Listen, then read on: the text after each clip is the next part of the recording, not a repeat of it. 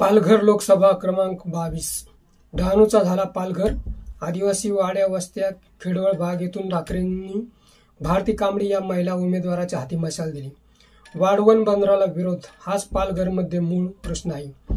शिवसेना फुटीतुटीमुळे खासदार समोरच्यांकडे गेला असला तरी मतदार कोणाबरोबर आहे याचे उत्तर ही निवडणूक देणार आहे। जेव्हा व्यवस्था हात टेकते तेव्हा वाघीण जाळ्याबाहेर येते, मग खेळ सुरू होतो। असेच काहीसे भारती कांबळे यांचे झाले आहे। त्यांच्या समोर जरी विद्यमान खासदार असले तरी त्यांच्या चिन्हाचा घोळ संपत नाही। धनुष्यबाण चिन्ह घेऊनही निकाल सुप्रीम कोर्टात आहे।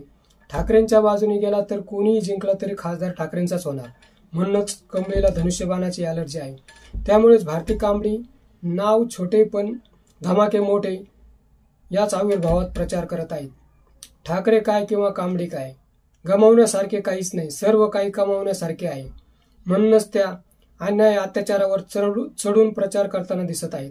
वाढवण बंदर होऊ देणार नाही, कांबळींची ही हाक पालघरवासीय कशी घेतात यावरच त्यांच्या दिल्लीचे तिकीट ठरवणार आहे।